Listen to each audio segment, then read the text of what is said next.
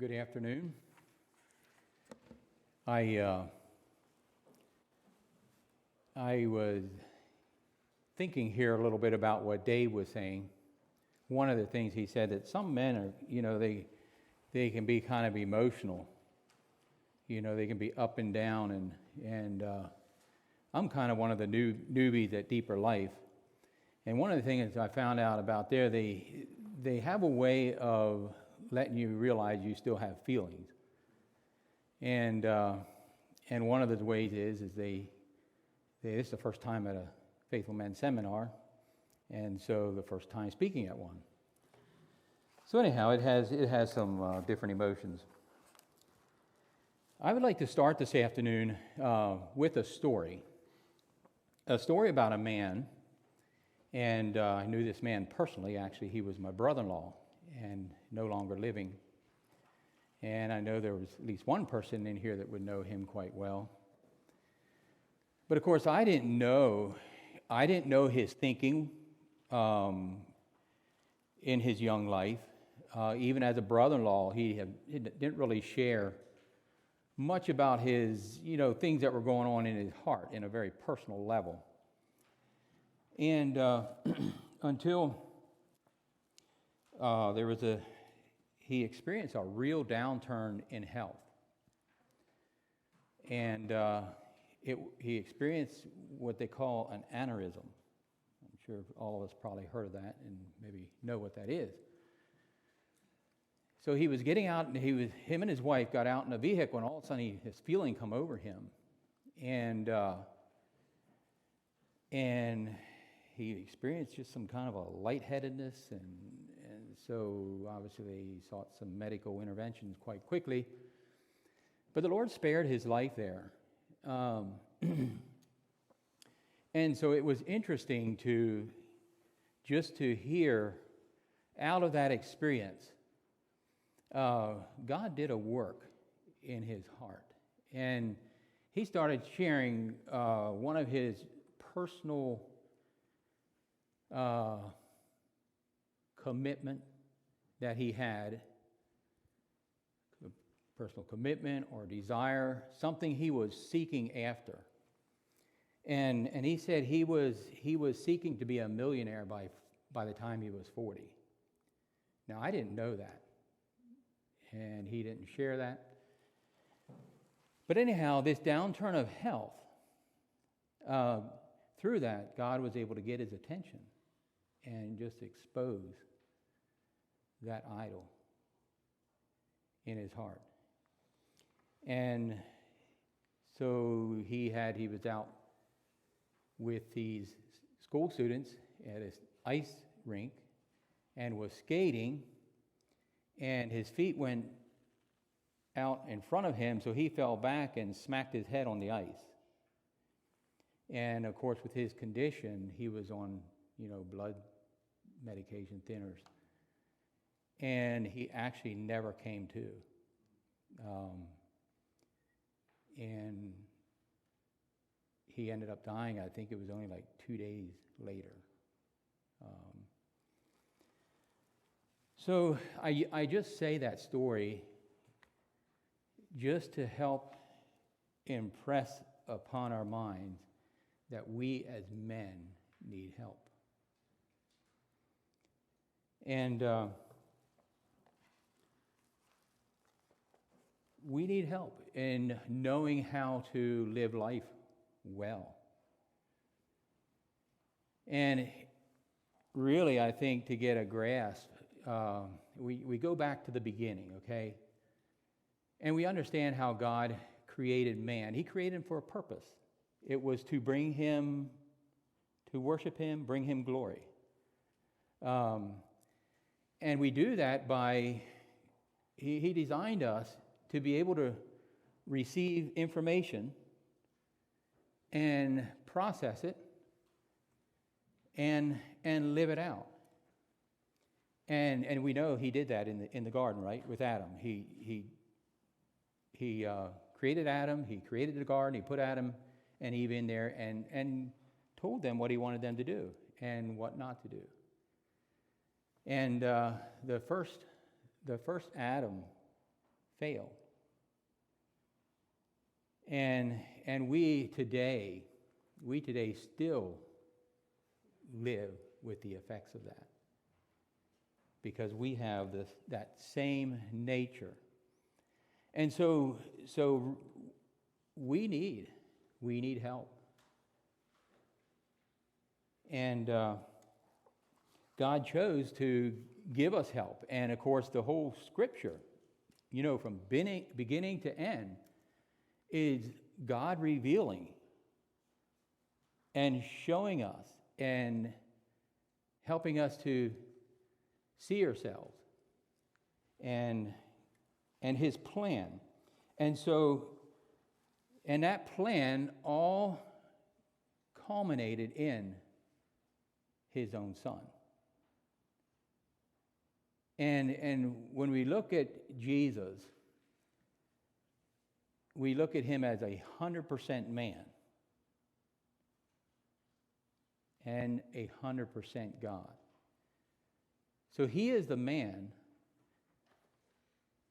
that come to show us how men could live, or to live, in perfect obedience, perfect worship. And so I would just like to start here. You may wonder, okay, why should we look at Jesus? He was 100% man. I don't know what your thoughts are when you think of Jesus as being a man. Do you connect well with that? Because, he also was 100%, he was 100% God. But I think it's good for us just to kind of establish in our minds that Jesus was a man like us. Like, he interacted with the same things that we do. And he felt things like we do. He had desires like we have. And so I have some points here just to go over quickly, just again to establish in our minds that his manhood. And we have scripture, it talks about his birth. He come in as a baby, just like we do, into this earth. The shepherds went and saw him in the manger. Simeon held him. We have, even though we don't have much about his childhood, it would be interesting to have more information about his childhood. But we get little glimpses here and there. And one of them is at age 12, we know the account where they went to Jerusalem, and on after the event was over, the parents, everybody was going back home, and after 2 days into the journey, they find out Jesus isn't there with them. Well, they go back, find him in the temple, talking to some elders, some teachers, and they were amazed at his wisdom. And it says there that as his mother said, well, why did you do this to us? And it says that he went with them and submitted to them. He was obedient to them. So he knew what it was like to have parents and to listen to them. And also we have many instances that talk about his tiredness. I'm not sure, is that something you can relate with today, right now? Tiredness? I've seen some people earlier kind of heads hanging. But Jesus felt that. He knew what he can identify with that.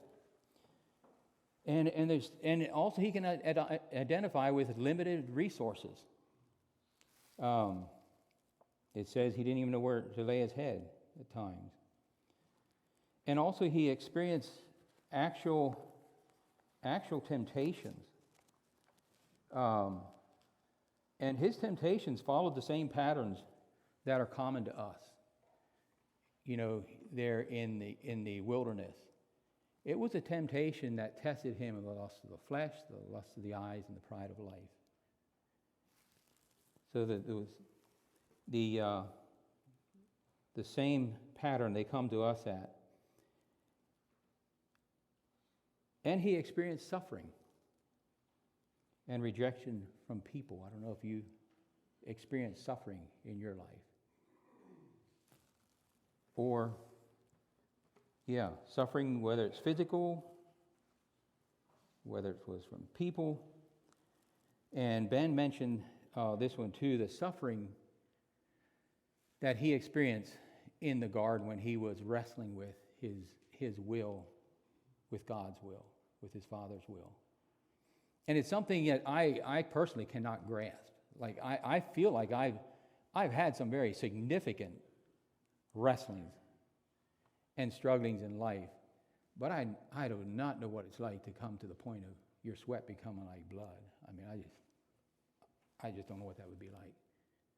That gives us a understanding that he had a body like ours. I mean, it was real. And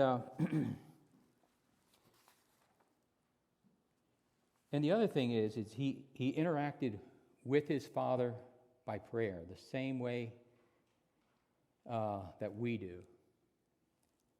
He brought himself under that.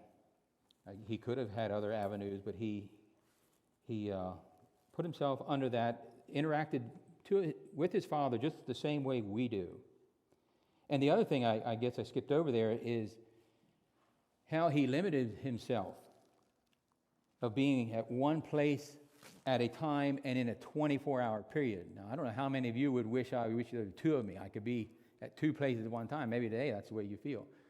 You know, you wish you could be at two places. But anyhow, he understands that. And as you have been seeing here on your handouts there, you notice the pictures that I have there. I have them there for a purpose because I would like to talk about them. But there is one picture missing on there of something that Jesus interacted with, and I'd like some response from you. What would you say is missing of a picture that could be on there or should be on there?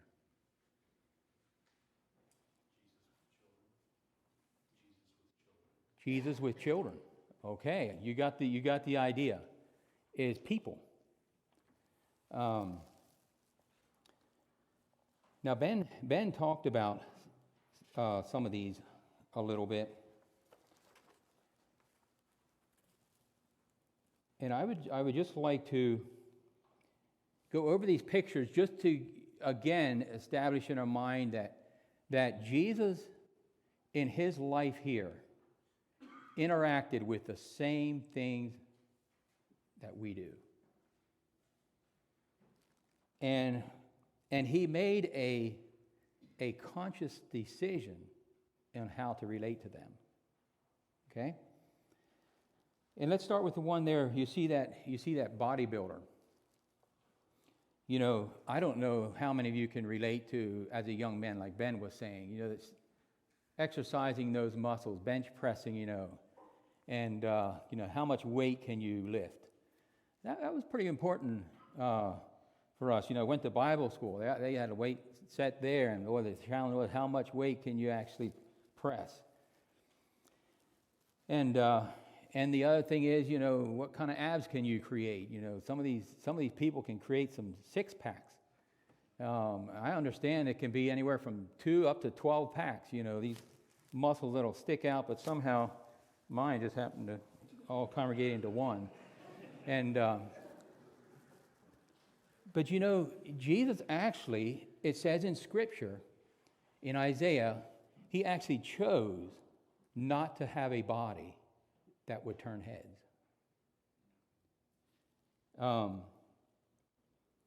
So he wanted us to get a glimpse that life is not in my strength. It's not in those abs. Okay? And he actually chose. It was interesting studying for this topic. So I was in the other night at the doctor's office with my wife. She was getting ready for a little procedure, and they had some things to go over. And one of the men nurses come walking in there, and he was one of those fit. I mean, it just kind of stood out to me. You know, that kind of, I noticed it. You know, he was trim. I mean, he had biceps, and he wore one of those shirts that it just kind of was very revealing. So it was obviously pretty important to him. And Psalm says that God doesn't delight in the strength of horses nor in the legs of men. Okay, so it gives us a pretty good idea that life's not there. And then we have the picture there with the house. And when I think of this house, I think back home. I think it might have been 7 or 8 years ago. It was just down the road from a church, maybe barely a quarter of a mile. There was this farm, and actually one of the church brothers owned it at one time, and he ended up selling the farm, and it got split up in like 4 tracts. And it had a number of acres, like 30 acres in a tract. So it was a really nice farm. The nice thing about it is when I was able to hunt on it, it was really good hunting property. Well, anyhow, this person who bought it at a piece of the farm all the way in the back, he owned 1 tract. Well, I guess he had plans, and so he ended up buying the next tract over. Then he ended up buying, and of course the gentleman that I had the permission to hunt on, his was kind of in the middle. And all these other 3 tracts, people owned them, and they weren't living there. There was no houses. His was the only one that had a house on besides the person that had the back tract. So I had the privilege of hunting it all, except the back tract. But anyhow, he kept buying until finally the fellow that had the house said, I won't sell to him. But I guess money talks. And the fellow ended up buying the whole farm back and turned it into 1 property. And of course, while this was going on, I still had a little time to hunt, but it was disturbed. I mean, I couldn't believe that he went to build a house. Now, it wasn't a little house. I'm not sure, what would you call it? It was 28,000 square feet. What is that? I mean, it was huge. And you can imagine sitting out there in the morning, and when those gravel trucks were coming, it was unreal. It was one after another. And the Jake brakes were coming, and I said, man, this is not good for hunting. Anyhow, so he built that 28,000 square foot house. And but it's interesting how what Jesus in his ministry. Now we know that he had a family, and I'm sure he had a house, okay? And he was known by his family, that people knew him, and also they knew he was a carpenter. And so he had a house. But in his 3 years of ministry, he actually had no house. I mean, he told a man that wanted to follow him one day, he said, I don't even have a place where I can call home to lay my head. So it was very clear. Jesus sent a clear message that his kingdom was not meant to be built here. That was not the important thing. Is that something we need to understand? Then we have the man there holding the dollars. And I can really relate to this. We as men can I say, we appreciate money. It's something that we seem to be very attracted to. And as a young man, I remember as just a young married man, and I was married, and we just were not just well financially. We actually started out. We took care of my father-in-law's chickens, and so he had a layer house, and he had a good financial thing set up for us in taking care of it, and he went to Belize to serve. And as he was in Belize, all of a sudden the egg prices dropped out. Well, I think one year we might on our tax returns showed $12,000. It was pretty lean. If it wouldn't have been for that, we had the house there, didn't have to pay rent. It would have been very, very difficult.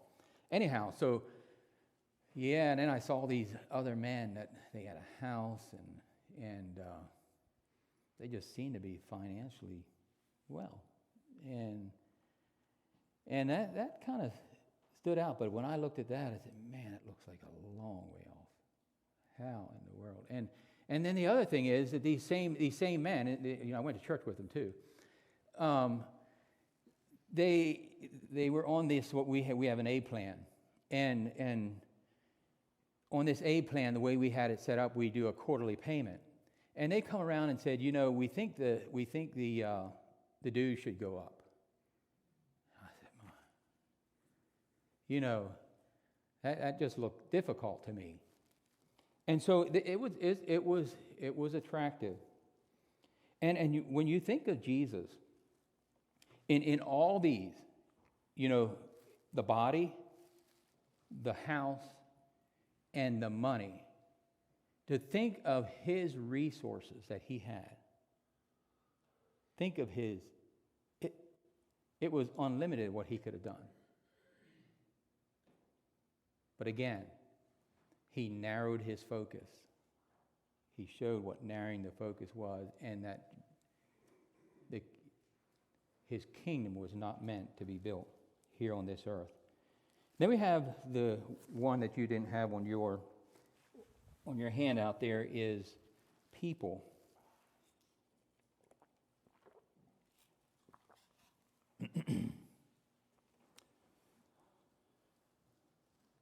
Jesus in his ministry here helped us to see how we should interact with people. We got a good picture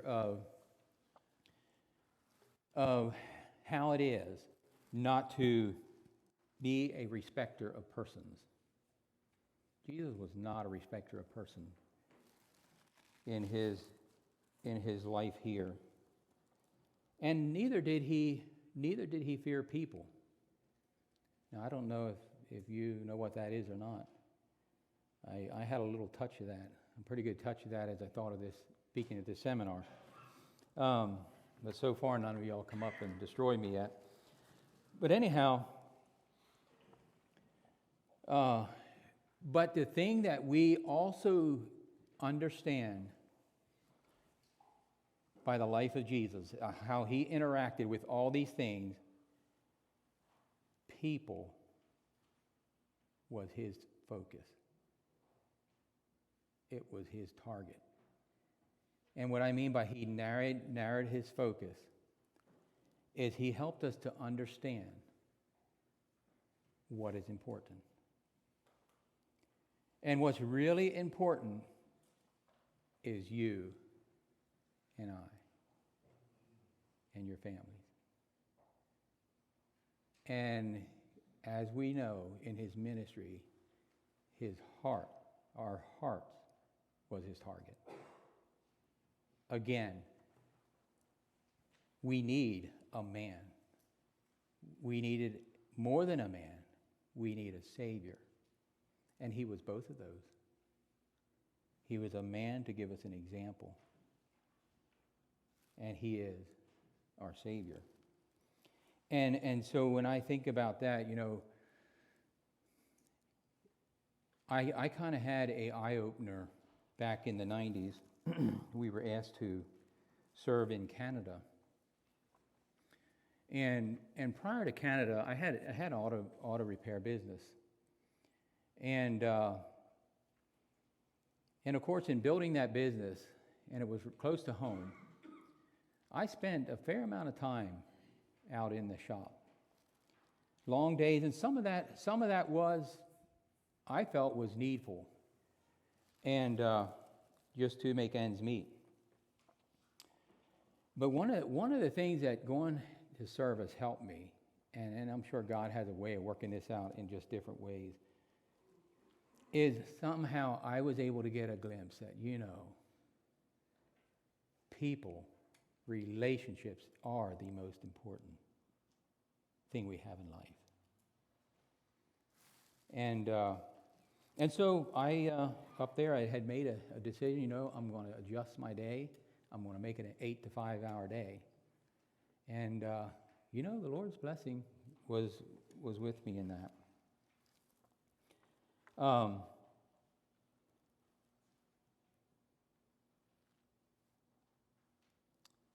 so we can see that Jesus' message was very clear to us. That even though we do know that there is a level of importance. Our bodies are important. It's important that we take care of them. And of course, I am pretty thankful today for a building to be in. Look, it's nice to see that on the outside, and be able to be in here. And you know, it is good, and it's needful to have finances. We know we need that, right?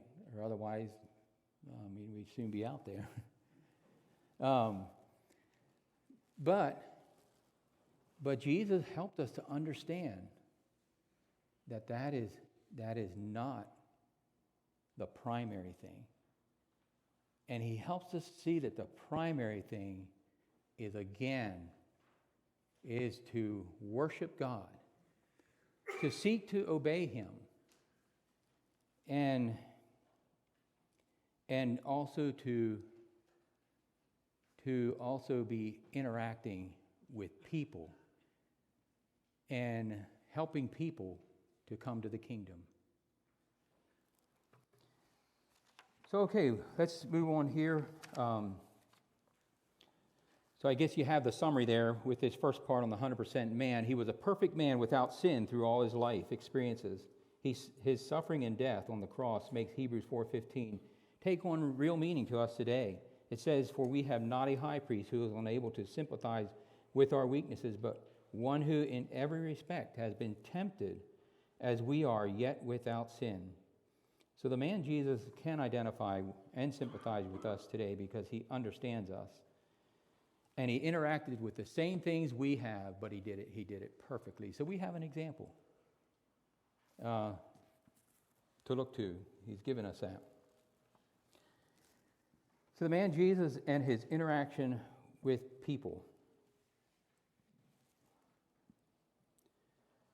And I would say probably we as men probably need some help in this too, in interaction with people. I think we heard today that the relationships maybe not go real well for us at times.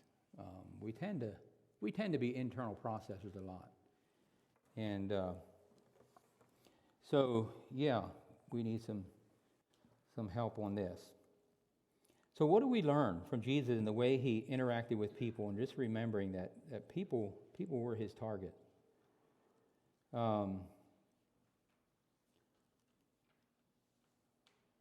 And some of the things that we learn here about Jesus in this is that he did really care deeply about the spiritual needs, and that was of people. And their heart was his primary focus. And like I said earlier, and that's each of us personally. And just have some examples how he loved and interacted with all classes of people, including sinners.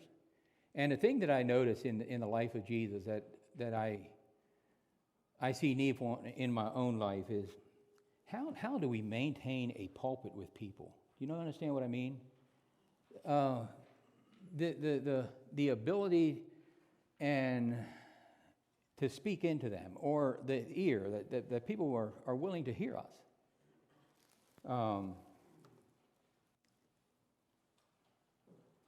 And Jesus did that very well. I know there was a number of times that people had struggle. The Jews did have a lot of struggle with him, but it seemed like they were still willing to interact with him. And he shows. We see Zacchaeus. The account there is Zacchaeus. He said here he was a despised chief tax collector. People saw him as a sinner, and so it was an eye opener when the Jews saw him going to his house. Here we have the woman caught in adultery. What was interesting there, they probably did not realize it, but they actually brought her to the right person.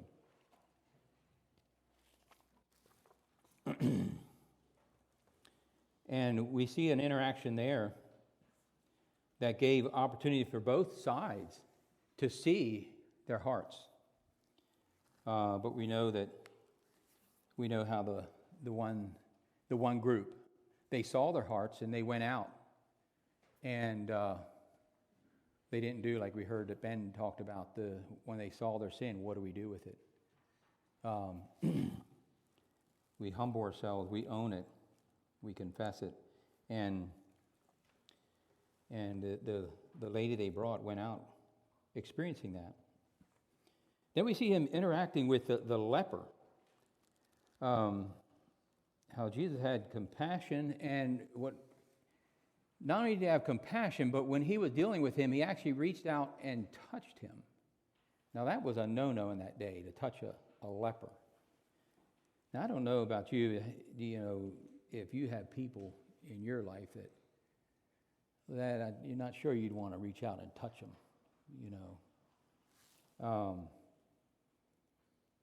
Or people that seem to be, I did jail work, and I'll tell you, some of the people that come in there and into the classes, you wonder, wow, not sure. Are these people reachable? Then we have him interacting with the Samaritan woman. Again, there was another one that was a despised person in his day. So he just showed how he loved and interacted with all people. And maybe for you to really get a hold of what Jesus was trying to get across here, of how he has come for all people. It didn't matter your skin color, didn't matter your nationality, whether you were rich or poor, lower class, it didn't matter, because that was nothing to him. It was the heart that he was after. And so maybe to get a little bit of understanding here is I had to think of how are we prepared as believers that see the significance of evangelism. Are we prepared to have church members that have tattoos? I think you can get a little bit of picture maybe what these Jews were kind of struggling with Jesus interacting with these people. Now let's take a little step further. How about if they would be married to one of your children? That makes you think a little bit.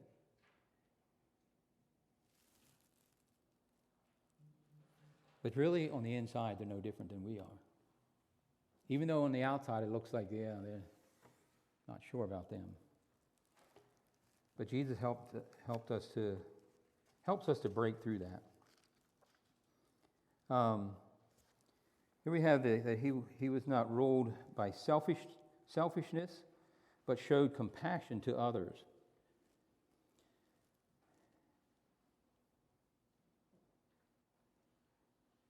He was very interested. He just modeled servanthood. And I'd like to go back on the pictures there. The one picture I did not talk about, and that was himself. There we see a picture of a man who modeled servanthood. A man who modeled obedience. Lived a life of a servant. And who was willing to give his life. And when I think of this, he was not ruled by selfishness, but showed compassion to others. We have the invalid there. I guess I would have seen Jesus was fairly involved in ministry, and probably had a lot of people wanting his attention. But the thing that kind of stood out to me in this count here, the invalid, It says he took time and he inquired of him. Like, he took some time to understand the man's situation. And then, of course, he healed him.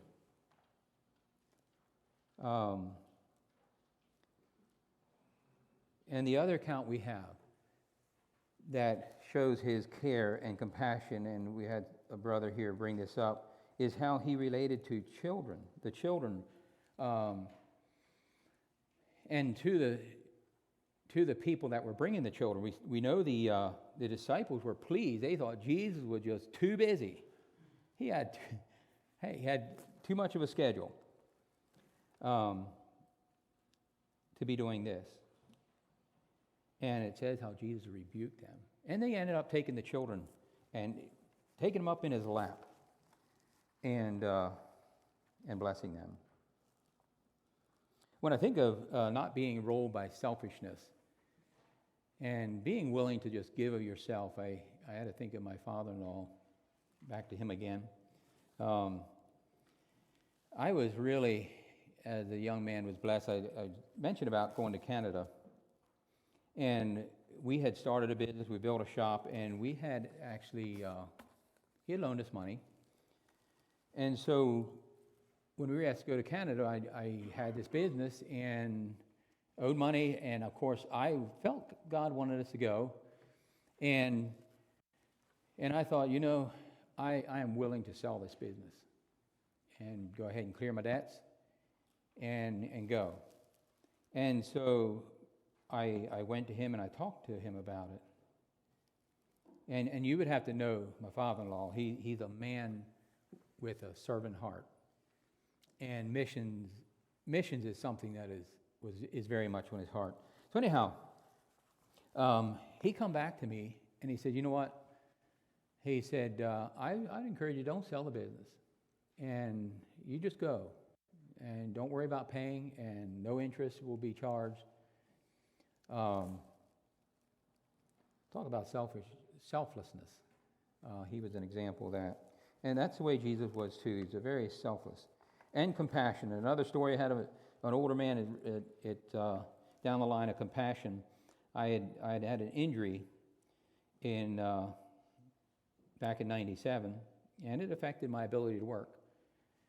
And so in our church there, we had this what we called a free Sunday offering that happened on fifth Sundays. And what we do as a brotherhood, we'd just take some ideas from the group, the congregation, and then we vote on them. And this one older brother said, well, we have a breadwinner here that's not able to work. And he thought some of us should go to that. And it ended up happening. And it really felt good, the compassion there. And I'm sure that the people that Jesus met up with, they experienced that from him. And then the other thing there we have there, he engaged people's hearts by asking questions. Now this is a big one, because to really understand this and to grasp this is, what do you do when you are relating to somebody and they are having a difficult time in their life, and you have formed in your mind the idea of what that person needs. And when you get an opportunity to speak into that, how do you do that? How do you do that well that you can connect the person's heart? And in this story here, we have here the rich young man. And maybe before that, I'll give you another story. I guess this is a little bit like story time this afternoon. Is that a good thing to do if you're a little tired? I had a daughter. And this daughter, she was kind of one of these, she loved nature. And she actually was one of the daughters that ended up hunting with me. And so as a young girl, she rescued this bird. It somehow fell out of the nest. And of course, she took this bird, and she was actually hand feeding it. She would actually hard-boiled egg and take the yolk, get little pieces of yolk, and feed this thing. Well, one morning, she came out, and I mean, she was tore up. And the bird was dead. And my original thoughts was, that's okay. I mean, it's just a bird. But by conversing with her, what finally come out, I kind of almost can still see it. But I killed it. And that done something to me. I could have just smoothed that thing over and not really get into what was really going on. Well, just to make the story short, we ended up talking about it, and her and I went down and we buried the little bird. And so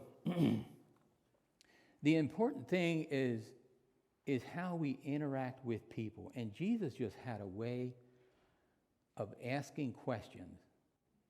Rather than just, he knew all the answers, right? The rich young ruler was one of them. The rich young ruler comes up and asks him a very good question. What can I do to inherit eternal life? And Jesus knew the man all the way through because, he was 100% God.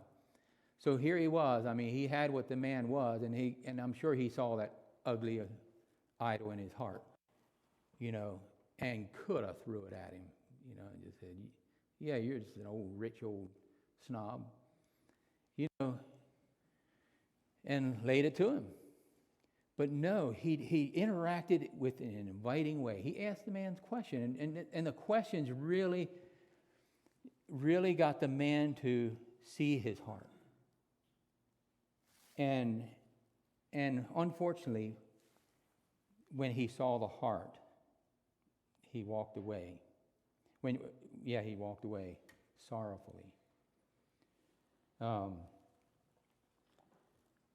So we see him in a number of situations where he engaged people and he really engaged them with questions and really helped them grapple with the things that were going on in their heart.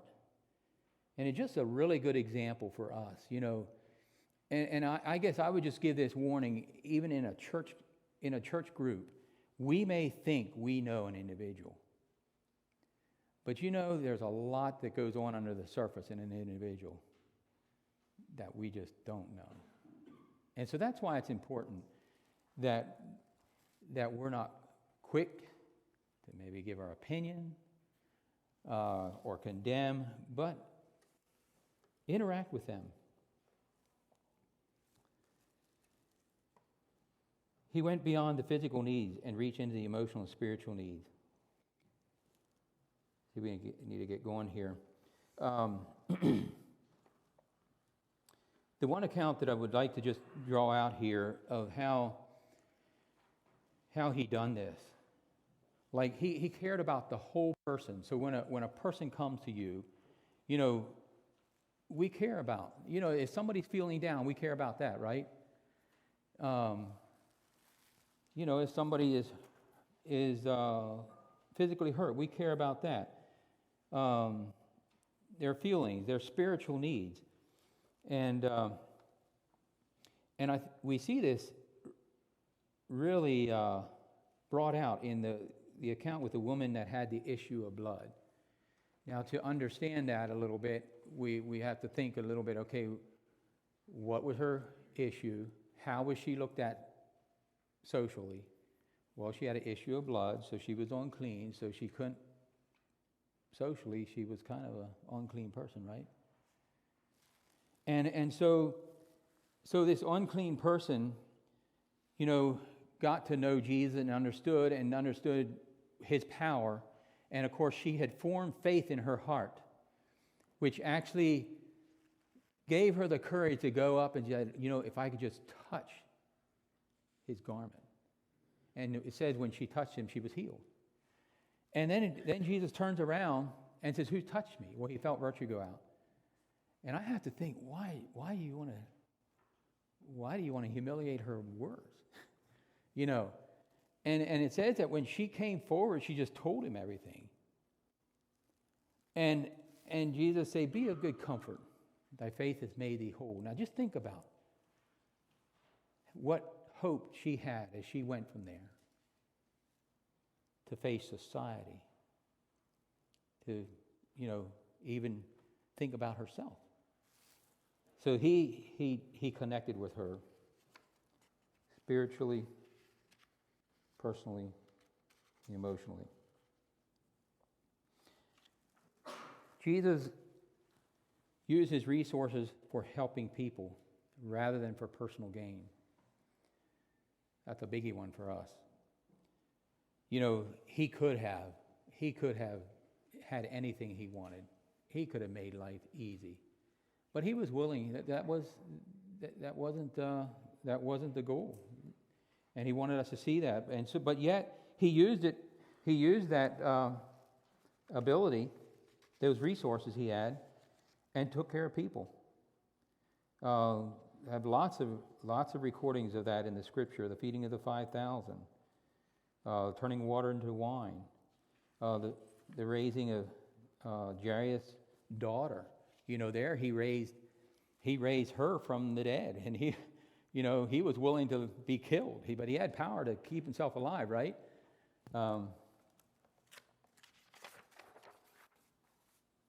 The other thing that we see Jesus doing, he accepted interruptions and served even when he was tired. I don't know if we can connect with that. What do we do with interruptions? Well, Jesus modeled that really well in the account where he had sent out his disciples. They came back, and when they came back, they had word that John the Baptist was beheaded, and it says that Jesus he got with them, and he wanted to go into a quiet place, and as we know, the whole group of people come right when he wanted to, go away and process. But yet, he took the time and he served the people. He had compassion on them. It says he saw them as a sheep without a shepherd. How do we view people? Do we see them as interruptions, or do we see them as people? So Jesus' primary focus was the hearts of people. He saw them as eternal beings with an eternal destiny. Their hearts were his target. His ministry was seek and to save the lost rather than to bring condemnation upon them. We as his servants have the same target. Okay, the man Jesus faced conflict and difficulty. He didn't waver in his identity. He knew who he was. He was God's son. And it's pretty hard to unsettle someone who is confident in who they are. Now, I don't know Roger well, but I'll pick on you a little bit, Roger. So I understand you have a door and trim business. So you build doors and you manufacture trim. And so I'm guessing Roger is pretty competent in his trade. And it probably would be pretty hard for you, those of you who know him here, probably be pretty hard for you to shake that in him, right? Yeah, I'm guessing that Robert is pretty competent. And it's just really hard to shake somebody who is confident in who they are. And Jesus, his experiences didn't affect him. And of course, he had, as a man, he had the voice from heaven said, "This is my beloved Son in whom I am well pleased." And we have that same confidence through Christ, that we are God's children. We are his. So as we face life, as we interact with life, and difficult things, we have that confidence that he's there with us. And it doesn't affect our identity. And he was an example of dependence on his Father. John 5:30 says, I can of my own self do nothing. I know that's a little bit hard to imagine. He was God too, but he admits that of his own self he can do nothing. As I hear, I judge, and my judgment is just, because I seek not mine own will, but the will of the Father, which has sent me. May we have that same dependence that he modeled. And then the other thing there, he went alone with his Father and prayed. And Luke itself gives quite a number of instances of where he went off and prayed. And I don't know how you find it, but prayer is a pretty significant thing in our lives as believers. It's something that I think is good to cultivate, to keep cultivating. Jesus did it, and he chose to do that way, and he spent a lot of time. He pulled all-nighters with his time with his Father. And I remember, again, go back to when I was young, when I was struggling with finances. And, bill time was always a struggle. I was not sure where the money was going to come from. And, it brought me to my knees quite a bit. That prayer, when bill time come, I guess the Lord probably knew, well, I guess it's about the time David's going to be coming. And I just remember one time I was there praying, and all of a sudden he turned it around and said, well, haven't I been helping you? And I just received that, and it was like the money thing, the worry just kind of left. And I have not really experienced the same since. So prayer is a powerful thing, and he illustrated that for us too. And of course, he tells in the scriptures, he gave us examples, don't just stop praying, keep at it, be consistent. And then we have here, he lived with a focus on his Father and a submission to him. And I guess what I'd like to bring out is, as we think about this, that his agenda was not personal. His agenda was for the Father. And we have that as an example. And so as we relate with people, being that they are the most important thing we have here, that's the only thing that will go from this life, we say, with us, or we can't take our things with us. So as we interact with people, let's seek God's agenda. Understand them well, that we can speak truth into their lives without our agenda, but with God's agenda. Jesus said, my doctrine is not mine, but his that sent me. He that speaketh of himself seeketh his own glory. He that sent me is true, and I speak to the world those things which I have heard of him. I do nothing of myself, but as my Father hath taught me, I speak these things. And lastly here, he responded with calmness, courage, and wisdom. Now, I really like that. We see him in all these situations. He just seemed like he faced them with a calmness, courage, like you didn't see him worked up. And I guess this is where I want to kind of turn it to the thing to show us what Jesus is for us. Okay? So when I have here, do you have the list of the people, like the woman caught in adultery? Is that on yours? Okay.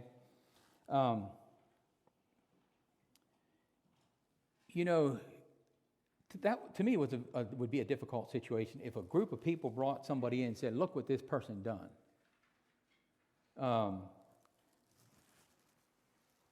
But see, Jesus knew what the woman needed. He knew that she needed him.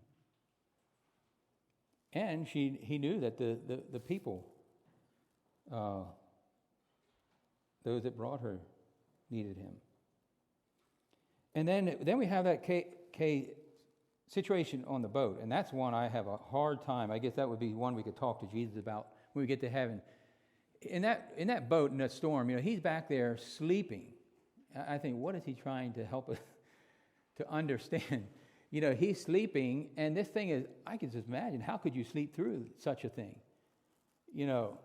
Or was he faking sleep? But it said he was sleeping. But do we have times like that in our life?